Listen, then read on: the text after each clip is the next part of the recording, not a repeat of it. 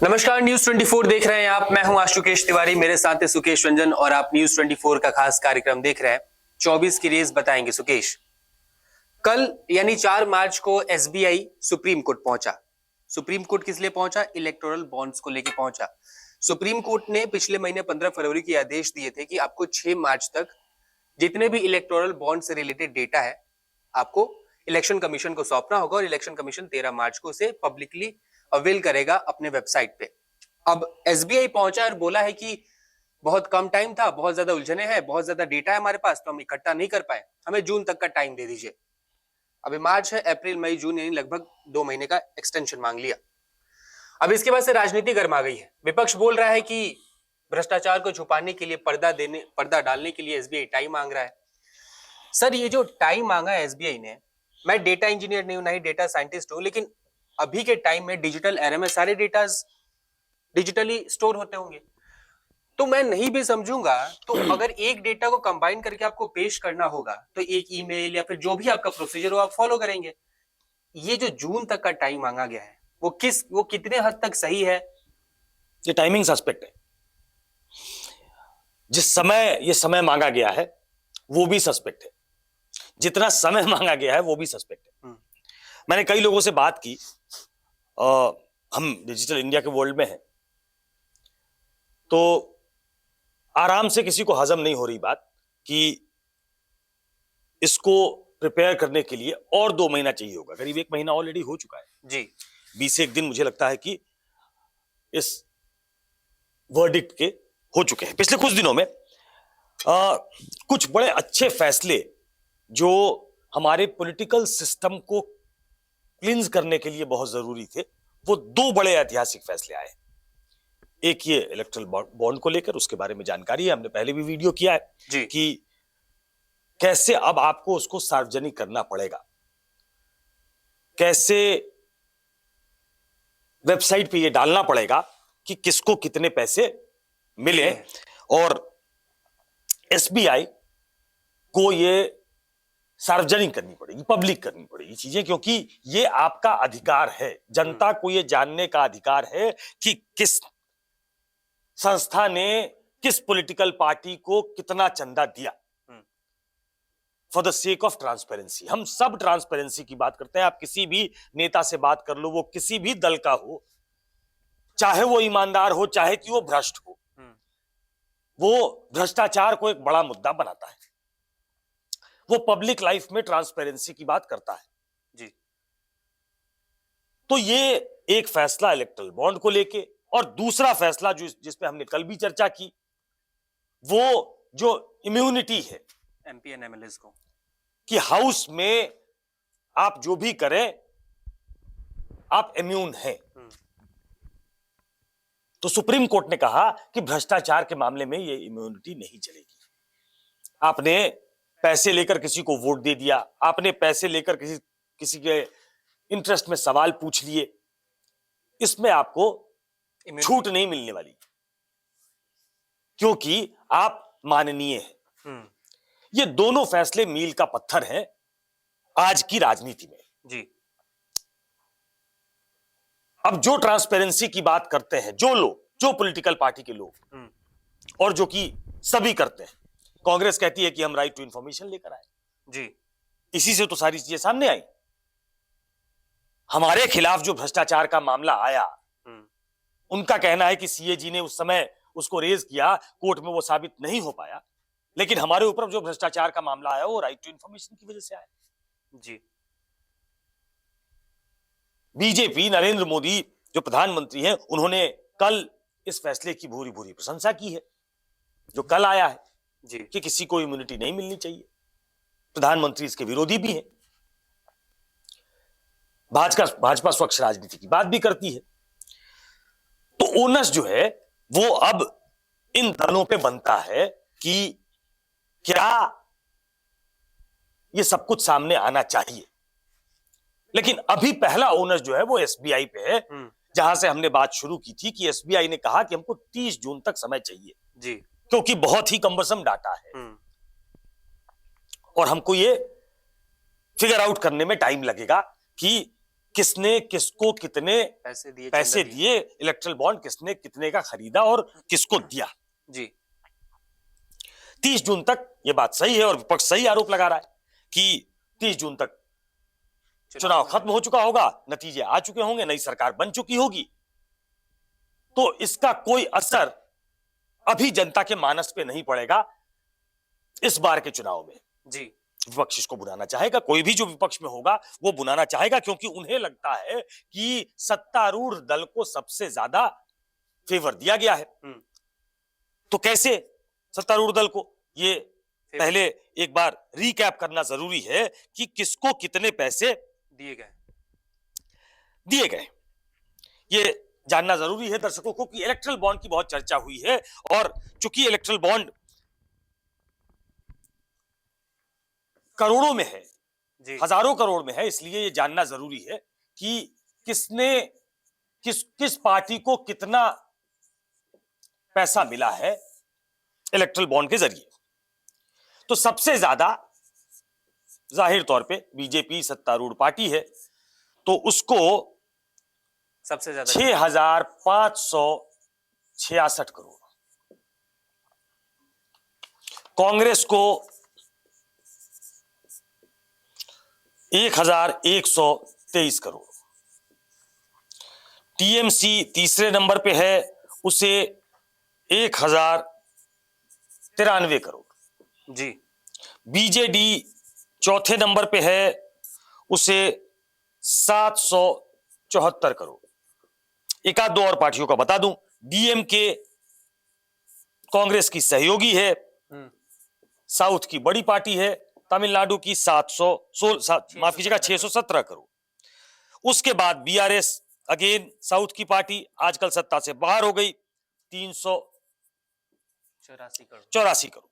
अब ये कुछ मालदार पार्टियां हैं जिनको जब से ये इलेक्ट्रल बॉन्ड इंट्रोड्यूस किया गया जी, इनको इतने पैसे मिले। अब ये फिगर आउट करना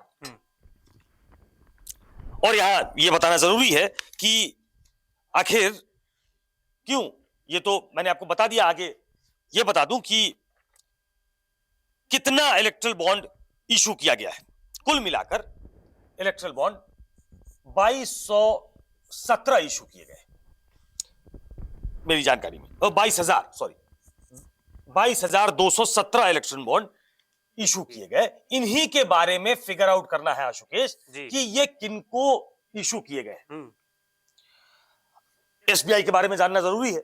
ये एक ऐसी संस्था है, ये देश का सबसे बड़ा बैंकिंग चेन है, मतलब बैंक है, इनके पास सबसे ज्यादा कंज्यूमर्स है। कितने कंज्यूमर है एसबीआई के पास, एक अंदाजा लगाइए। इस देश की आबादी अगर 140 करोड़ है और आज की डेट में अगर सबके पास अकाउंट है, जी हाँ, लगभग सबके पास अकाउंट है, तो आप अंदाजा लगाइए, मैं बता ही देता हूं, 48 करोड़। इससे ज्यादा किसी भी बैंक के पास कस्टमर्स नहीं है, खाता धारक नहीं है। 48 करोड़। कितने एटीएम है, हम डिजिटल युग में है, कितने एटीएम है? 66,000 एटीएम पूरे देश में। ब्रांच कितने हैं एसबीआई के? देश विदेश सब मिला ले अगर तो करीब 23,000 ब्रांच है जी। ये इतना बड़ा चेन है एसबीआई, और इसको 22,217 इलेक्ट्रल बॉन्ड का डेटा इकट्ठा करने में टाइम लग रहा है, टाइम लगेगा, क्योंकि इन्होंने कहा है कि जो एफिडेविट दिया है उसमें इन्होंने कहा है कि बोला कि 29 ब्रांचेस है जहां से ये डेटा, हाँ, उनको 44,434 सेट की जानकारी इनको चाहिए। 44,434 सेट, तो ये बड़ा कमर्सम है और इसको फिगर आउट करने में हमें समय चाहिए। अब ओनस किस पे बनता है? चूंकि मैंने कहा कि ये टाइमिंग सस्पेक्ट है, जी, विपक्ष तो इस पे सवाल उठाएगा, लेकिन उठा भी रहा है। अब पहला तो मामला सुप्रीम कोर्ट के पास है, अभी सुप्रीम कोर्ट में एफिडेविट दिया है अभी एसबीआई ने। सुप्रीम कोर्ट को तय करना है कि इस पे क्या होगा।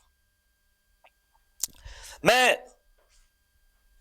कौन कौन से पार्टी हैं जरा ये जानना जरूरी है, और ये for the sake of transparency in public life, जी, ये इसको भी नोट डाउन करना जरूरी है, अंडरलाइन करना जरूरी है। किस पे ओनस बनता है? पहला, मेरा ऐसा मानना है कि ओनस पहला बनता है सुप्रीम कोर्ट पे, क्योंकि उसके बाजू में अब, उसके पाले में अब गेंद है। उसे ये एक्सेप्टेबल है क्या? कल 6 तारीख है आखिरी तक। उसे ये बताना पड़ेगा कि क्या वो एसबीआई के इस तर्क से सहमत है कि उसे 22,217 बॉन्ड का खुलासा करने में, मतलब डेटा इकट्ठा, डिग आउट करने में, डेटा इकट्ठा करने में इतना समय लगेगा। जी, करना क्या है? आपको सर्वर को रीड करना है। मतलब 29 आपके ब्रांचेस है, वहां से सर्वर इकट्ठा करके एक जगह रख लेना है। इसमें क्या इतना समय लगता है? सुप्रीम कोर्ट क्या कन्विंस है क्या? एक बात। सुप्रीम कोर्ट के बाद दूसरा ओनस बनता है मेरे हिसाब से इलेक्शन कमीशन।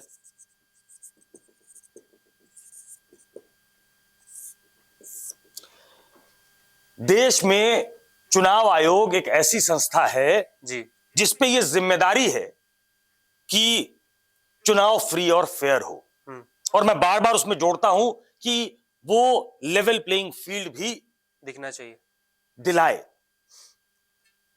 तो फ्री एंड फेयर चुनाव होना नहीं चाहिए, दिखना भी चाहिए, और उसके लिए एक लेवल प्लेइंग फील्ड जो है वो जरूरी है।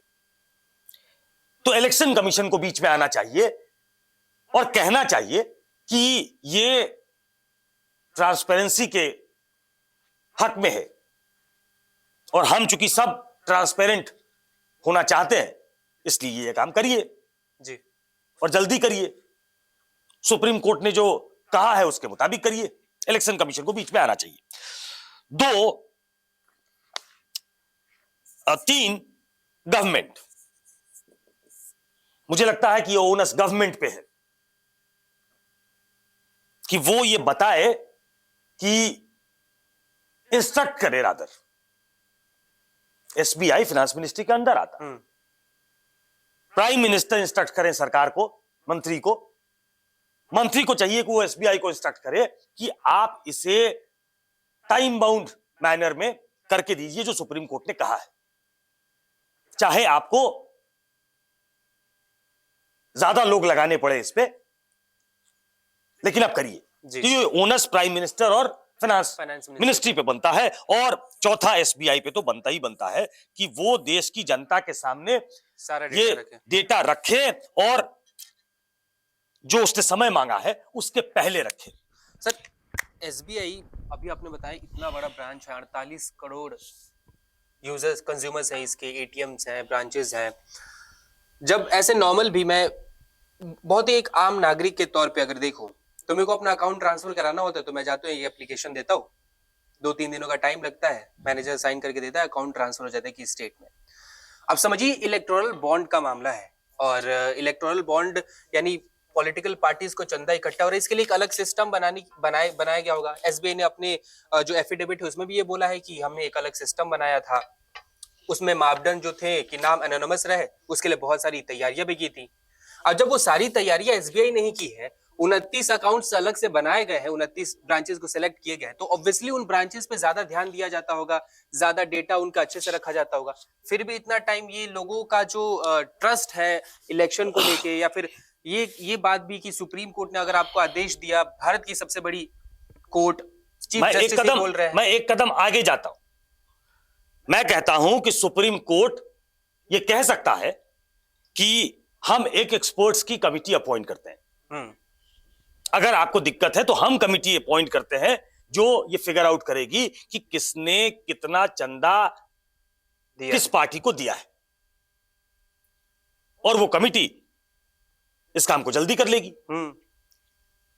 गवर्नमेंट चाहे, जैसा मैंने कहा, कि एक्सपेडाइट कर दे प्रोसेस को। गवर्नमेंट चाहे, कोर्ट चाहे, वो इंस्ट्रक्ट करे कि आप टेक्निकल हैंड ले लें। इन्फोसिस इस देश की कंपनी है, विप्रो इस देश की कंपनी है, उसके टेक्निकल हैंड को संपर्क करें, हायर करें उनको। अगर हम ये चाहते हैं, अगर ये विल पावर है हमारा कि हम सब कुछ ट्रांसपेरेंट देखना चाहते हैं, तो इसमें प्लंज लेना चाहिए जी। कोर्ट को भी एक कदम आगे बढ़ के इसको आके कहना चाहिए कि हम इसके लिए तैयार हैं। कोर्ट ने जो कहा है, अब उसके आदेश अनुसार इसको टाइम बाउंड मैनर में पूरा करना चाहते हैं। क्योंकि एक बहुत पुराना फ्रेज है जो हमेशा इस्तेमाल होता है, और राजनीति के क्षेत्र में तो हमेशा होता है, कि seizures wife should be above suspicion. तो सरकार पे सबसे ज्यादा जो इनकम्बेंट गवर्नमेंट है अभी, और जो पार्टी उसको लीड कर रही है, बीजेपी, उसको सबसे ज्यादा चंदा मिला है इलेक्टोरल बॉन्ड। उससे ज्यादा फायदा उसको हुआ है 6,256 करोड़, 6,556 या 256, जो भी है, 6,000 करोड़ से ज्यादा रुपया उसको मिला है। जो दूसरे नंबर की पार्टी है वो कांग्रेस है, जिसको करीब 1,100 करोड़ के आसपास मिला है। तो इसलिए मैं कहता हूं seizures wife should be above suspicion. अगर आपको चंदा मिला है तो क्या उन लोगों ने दिया जो विपक्ष आरोप लगा रहा है कि किसी के खिलाफ जांच तेज हो गई, उसने पैसा दिया, जांच धीरे हो गई, रोक दी गई। अगर ये दिमाग में है लोगों को, अगर ये निकालना है, तो सरकार को for the sake of transparency ये करना चाहिए कि हम ट्रांसपेरेंट सिस्टम बनाना चाहते हैं। तो सिर्फ कहने से you will have to walk the talk. Basically देखिए, जो भी विपक्ष आरोप लगाता है कि अडानी फंड करता है, मोदी जी अडानी के लिए काम करते हैं, बीजेपी अडानी के लिए काम करती है, किसी बिजनेसमैन के लिए काम करती है, वो चंदा देते हैं, तो ये एक सरकार के लिए अपॉर्चुनिटी थी, यानी बीजेपी सरकार के लिए अपॉर्चुनिटी थी कि ये जो डेटा है वो डेटा टाइम के मुताबिक 6 मार्च को दे देता SBI, और वो 13 मार्च को जब इलेक्शन कमीशन उसे पब्लिक करता, तो बीजेपी आके खुल के प्रेस कॉन्फ्रेंस करके चौड़े में होके बोल सकते थे कि देखो हमें किसने किसने चंदा दिया है। बट ऐसा नहीं हुआ। सुप्रीम कोर्ट गई है SBI, अभी तक सुप्रीम कोर्ट ने कुछ कहा नहीं है। देखते हैं सुप्रीम कोर्ट इस पे क्या कहता है। फिलहाल इस वीडियो में इतना ही।